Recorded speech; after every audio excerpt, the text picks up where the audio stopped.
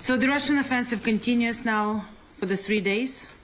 In the last 42 hours, Russia launched cruise and ballistic missiles on cities, attacked Ukraine with aviation, tanks and artillery. Contrary to Russian government's versions of them putting a pause, not putting a pause, I mean, we didn't see any pauses, and all Ukraine has been under full-fledged war for the past 3 days, from the beginning when it started until the moment we speak with you. And all of the major cities, as well as small villages, are under attack all the time. So Russia has continued also its hybrid forms of aggression by sending subversion and reconnaissance groups to undermine peace and security in our cities and their residents. We have those groups throughout Ukraine. Our brave citizens and our armed forces are finding them, and we have regular reports on them being caught, detained and destroyed. Cyber attacks also against the websites of the governmental institutions continue. This is something that preceded the war. This is something that continued during the first day, and we see it on a large scale. According to reports obtained by Ukrainian security service, the occupant forces are also handing out actively gas masks to local militants and the Russian military in Donetsk Oblast. So we are making this information public to warn that there might be a possibility of provocation. There are different versions of what could they do, up to blowing up some industrial tanks with chemicals. The enemy also, of course, planned to accuse the Ukrainian armed forces for the sabotage, but we want to declare that, unlike Russian occupiers, Ukraine does not resort to such methods. Our armed forces operated in the most responsible manner, and they are defending our country while also trying to be very, very responsible about the Ukrainian citizens. Because of the very simple fact, they are there to defend Ukraine together with Ukrainian citizens. The Russian troops continue the severe shelling of both military infrastructure but also civilian objects, and civilian objects more and more. Kharkiv and Kyiv have been subjected to shell fire. Many people have lost their homes, especially during the past day and night. As we reported yesterday, the Russian side attacked the Serpent Island in the Black Sea. They seized Chernobyl nuclear power station, and as a part of southern Kherson region, including the North Crimean Channel, the water channel to Crimea. The aggressor also destroyed the dam of Kyiv Reservoir, which threatens thousands of civil deaths in Kyiv, we are monitoring the situation closely, but there could be a risk of massive flood. Russian missiles are now aiming to destroy the logistic infrastructure, bridges in and around Kyiv, water reservoirs, Vyshgorod Dam, which can lead to the accident on Zaporizhzhia nuclear power station. Russia continues to attack also from the sea. And on February 25th, Russian warships deliberately attacked 2 civil vessels under the third country flags, namely Panama and Moldova, in the Black Sea approaching Ukraine, which actually constitute a flagrant violation of the international law of the sea. Now, I would like to focus more today on the crimes against humanity that all of the correspondents who are, and we would like to thank them, all the brave men and women who are with us in Ukraine, recording and telling the truth to the world about what's going on the ground. But we are absolutely appalled by the Russian crimes against humanity which we see throughout Ukraine. In the last 72 hours, the Russian army attacked kindergartens and orphanages. Right behind me today we have put the images of the horrific scenes of the Russian war in Ukraine and Russian war crimes. Yesterday we reported that Russian Hail multi-rocket launcher system hit residential infrastructure in Oktyrka town in Sumy Oblast, and several children were heavily wounded. I am saddened to inform you that a 7-year girl who was wounded, she died, unfortunately, as the result of this. The Russian armed forces destroyed 80% of the residential building in Shastia town. in Donetsk Oblast. And our heart goes to the residents of Shastia. The enemy hit an orphanage in Vorzel, and there were 50 people inside, 50 kids inside. And as I informed you yesterday, thanks God, all of them were not harmed. The village of Sartane in Donetsk Oblast, as well as the city of Sumy, were subject of intensive shelling, which destroyed dozens of private houses. The Russian side attempts to hide its crimes against peaceful residents. With the Office of Attorney General of Ukraine, we are collecting all of this, we are recording all of this, we are preserving all of this, and we will immediately be transferring all of this to The Hague. Responsibility for these actions is inevitable, regardless of how much time it will take us to defend our country. Of course, we have losses on the Ukrainian side. And as of February 26, we have lost many of our brave sons and daughters. We lost 198 people who were killed, including 3 children. 1,115 were injured, including 33 children. The civilian losses amount to 38 people, out of which 2 were children. And then I'm only telling you the losses of people who are killed or seriously wounded. But as you can imagine, or as you can see from all the footage and videos that we have from Ukraine, you know, millions of Ukrainians, and their lives are affected by this war. People spend days and nights in the shelters, babies are born underground, children do not go to school. Many are trying to relocate children to either the Western Ukraine or to neighboring countries temporarily, and men are returning home to fight. This is a major humanitarian catastrophe in the center of Europe. Now, I'm also glad to report you that enemy does not do it unpunished. So in the last 2 days, we have destroyed 102 tanks, 14 fighter jets, 11 helicopters, 15 artillery pieces, 1 Book 1 system, and 536 armored vehicles of the enemy. And as the result of Mr. Putin's ruthless decision to send his soldiers to this senseless, unjust, unprovoked, and totally criminal war, 3,500 Russian men will not be returning home. And yesterday, our Vice Prime Minister for the occupied territories and reintegration of Donbass, Irina Vereshchuk, appealed to the Red Cross for the help so that the Red Cross can actually help Ukraine to return these corpses back to Russia. We are very thankful for the support that all the anti-war coalition is providing Ukraine. 73 countries, as I said yesterday, and 9 international organizations are in that coalition. And we are receiving additional weapons, we are receiving additional ammunition, we are receiving financial and humanitarian support, and most importantly, we are moving together on a strong path of sanctions. And I would like to use this opportunity to once again call on everyone to be firm in all the sanctions and introduce and implement all the sanctions that Putin and Russian Federation deserve for what they are doing to Ukraine and what they are doing to peace. So the sanctions should include severe financial sanctions. We believe all financial Russian institutions should be sanctioned. They should be disconnected from the majority of the civilized world. They should be out of the majority of the international organizations, because as we saw yesterday during the Security Council of the UN,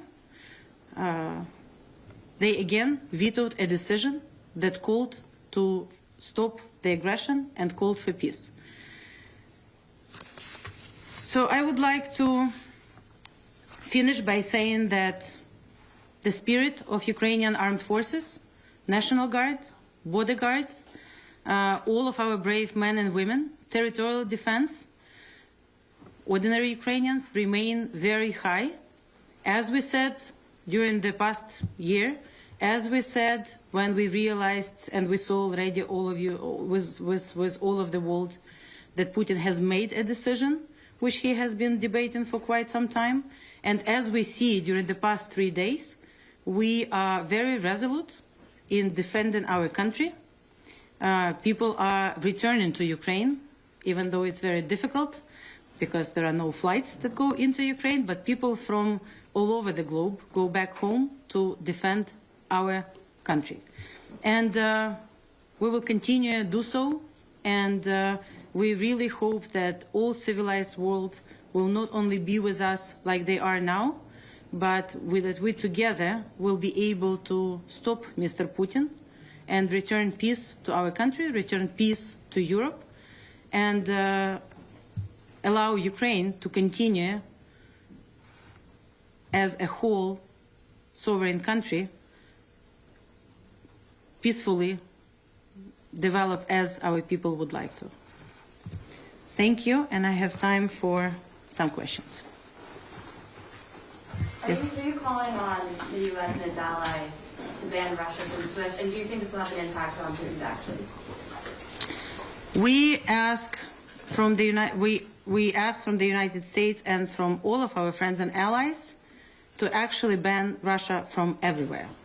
And of course, disconnecting them from SWIFT is one of the, we believe, very effective actions. And we are also discussing all other potential sanctions which we are positive Russia deserves. Because being a terrorist state, attacking a sovereign country without any reasons, without any pretext, and more importantly, attacking civilians. I mean, I think everyone saw yesterday the footage of the rocket getting into a residential complex in Kiev. This is one of many. We can show you pictures, which you see here. We can send you videos, which we all store and record, of numerous destruction to private houses, to hospitals, to schools, all over the place. So not only this is unjust war and baseless war, not only while waging this war on us on a daily basis, on a minute basis, they are doing all these crimes against humanity. There should be severe punishment for that. And full isolation of Russia, we believe, is the right punishment for that. Can I ask? Sorry. President Biden announced $350 million in sanctions. I'm curious what more can America do in this case, in your opinion? And also for American citizens who are interested in this cause, what would Ukraine be calling on them to do? Thank you very much. Yes, we're very glad that right after the call that President Biden had with President Zelensky yesterday, we saw two very positive announcements. First, the support, the $350 million presidential drawdown, which is already in a discussion, and hopefully we will be getting this support very quickly in Ukraine. This all is very much appreciated. This is what our armed forces need at the moment, and this is what we actually call upon all other friends and allies to support us with. So again, as we said from the beginning, you know, we will defend our home, we will not surrender, and we need all the support that we can get from the free world, because we are fighting for the right cause. We are defending our homes, we are defending our families, we are defending democracy, we are defending our choice to be sovereign, but we are also defending Europe. We are at the far front of this fight with the autocratic, crazy regime that we have to the east of us. And I also would like to say that, you know, please pay attention that the rockets that are sent to destroy our troops, and that the military personnel and tanks and all the machinery that is coming, they're not only coming from the east. They are coming from Crimea, which is illegally occupied and by Russia, but they're also coming from Belarus. And Belarus is also responsible for this attack on Ukraine. Yes, please. You're talking about the support that you've had from global community. Can you tell us about the detail, the smaller scale stuff? Are you in daily contact with the White House at the embassy? Are you getting sort of on the ground help here in America from other embassies from other countries? This anti-war coalition that I mentioned is a true coalition of friends. So not only that we have, I wouldn't even call it on the daily discussions with the administration, but more like hourly discussions. So we are in close contact with everyone here in the United States. I have great support from all of the ambassadors of our friends and allies from other European countries, and not only European.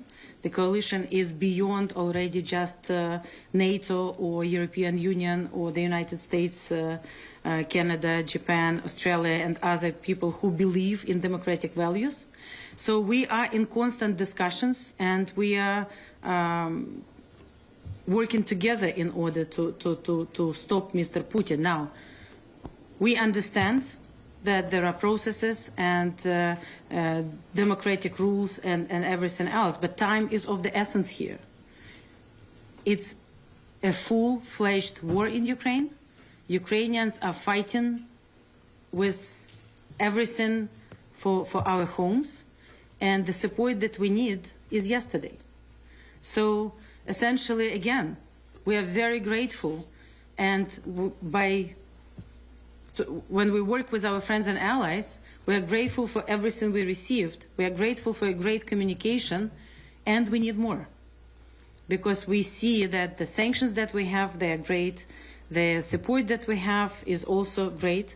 But we need everything now, because this is the moment when we have to mobilize all the resources and all the support in order to not only stop Putin, but also save every life that we can save. This is what is at stake here. Is there anything the General would like to add? General, would you like to add something? If you mention humanitarian, I can add. See, I will be talking about war, and General will be talking about humanitarian. Talking about humanitarian, I'd like to say that we captured around 200 Russian soldiers, some of them 19 years old, not trained at all, badly equipped. We treat them according to Geneva Convention, according to international humanitarian law. And you can find on YouTube or videos we can send you where we allow them to call their parents, parents completely surprised. We allow them to, we give them food, water, whatever, and treat them according to Geneva Convention. Could you read your name and correct title, please? I'm Major General Borys Kremenetsky, Defense Attaché at the Embassy. If you wouldn't mind spell that, please, sir. Borys Kremenetsky. Would you please specify what kind of weapons and military assistance Ukraine does need right now? And do you talk with the Biden administration about the aircraft defense, anti-aircraft defense?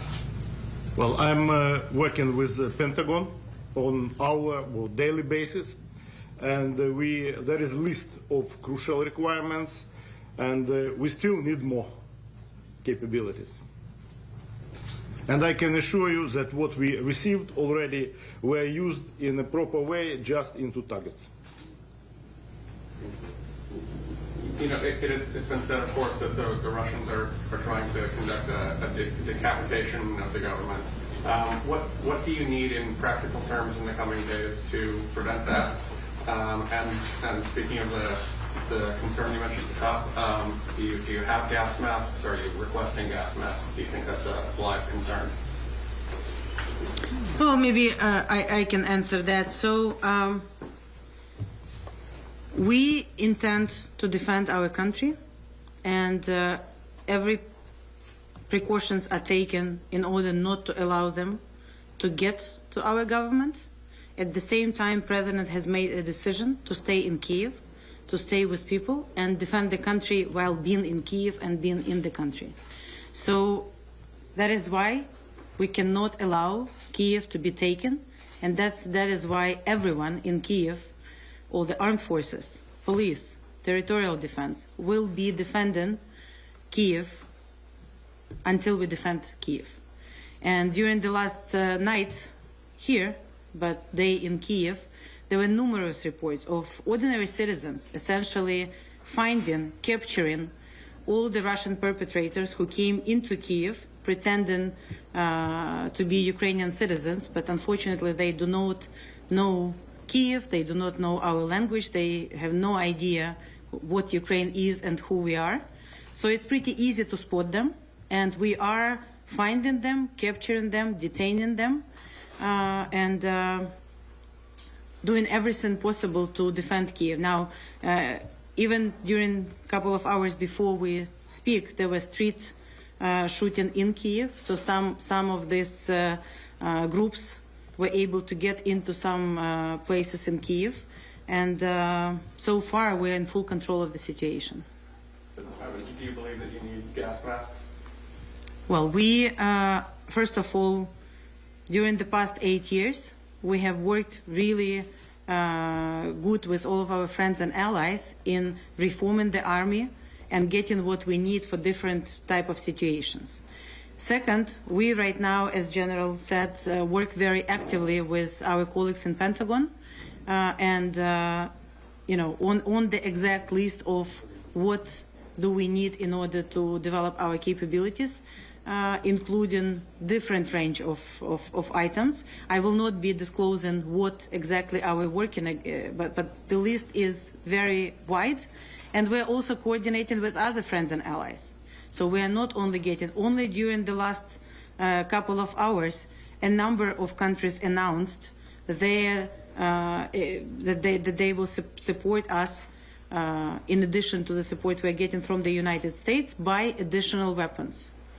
Estonia, you name it. Germany, we just had a news that after many discussions before, Germany also decided to provide Ukraine with the defensive weapons. So it's Europe and transatlantic community, I should say, is very much united on this. We just need it faster so that we can save more lives.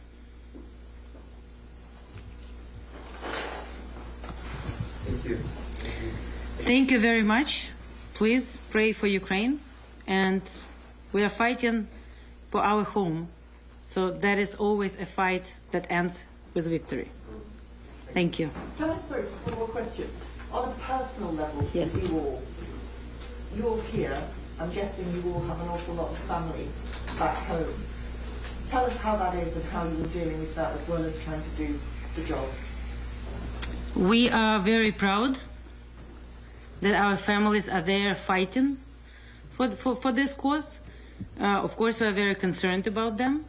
But if anything, it motivates us to work and hard even more here to support them and to support from here. So right now, all Ukraine, including our diplomatic forces, are united, and we have only one goal: to defend our country, get to peace, and stop Mr. Putin. And we will do it. Hi everyone, George Stephanopoulos here. Thanks for checking out the ABC News YouTube channel. If you'd like to get more videos, show highlights, and watch live event coverage, click on the right over here to subscribe to our channel, and don't forget to download the ABC News app for breaking news alerts. Thanks for watching.